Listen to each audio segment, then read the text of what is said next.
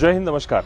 તાજેતરમાં જ Ahmedabad cyber crime બ્રાન્ચે ગેરકાયદેસર રીતે સિમ કાર્ડ વેચતા 3 શખ્સોની ધરપકડ કરીને મોટું કૌભાંડ ઝડપી પાડ્યું। ગ્રાહકોની જાણ વગર તેમના નામે વધારાના સિમ કાર્ડ ઇસ્યુ કરી કંબોડિયા અને દુબઈ ખાતે મોકલી લાખોની કમાણી કરતી ટોળકીનો પર્દાફાશ કર્યો છે। આરોપીઓ જુદી જુદી જગ્યાએ રસ્તા પર છત્રી લગાવી ટેલિકોમ્યુનિકેશન એજન્ટ બનીને બેસતા, સિમ કાર્ડ કઢાવવા આવતા ગ્રાહકોના પુરાવા અને ફિંગરપ્રિન્ટ લઈને ત્યારબાદ સર્વર ડાઉન છે એમ કહી સિમ કાર્ડ આપતા જ નહોતા, પણ ગ્રાહકની જાણ વગર એ જ સિમ કાર્ડને પોતે એક્ટિવ કરે અને તેને દુબઈ અને કંબોડિયા સ્થિત સાયબર ક્રાઇમ કરતી ગેંગને મોકલી આપતા। ગ્રાહકને ખબર પણ ન પડે અને તેના નામે વધારાના સિમ કાર્ડ ચાલી રહ્યા હોય છે। તમારા નામે સિમ કાર્ડ ચાલે છે કે નહીં, તાત્કાલિક તપાસો। ટેફકોપ દ્વારા તમે જાણી શકો છો કે તમારા નામે કેટલા સિમ કાર્ડ એક્ટિવ છે અને શંકાસ્પદ સિમ કાર્ડને બંધ પણ કરી શકો છો।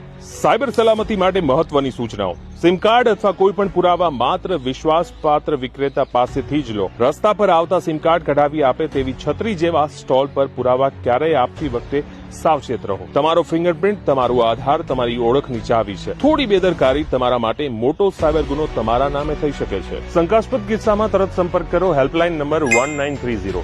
સત્તાવાર વેબસાઇટ cybercrime.gov.in પર। નાગરિકોની સાયબર સુરક્ષા અમારી પ્રથમ પ્રાથમિકતા છે। જાગૃત રહો, સુરક્ષિત રહો। સાયબર ક્રાઇમની તમામ અપડેટ માટે અત્યારે જ ફોલો કરો અમદાવાદ સાયબર ક્રાઇમના પેજ।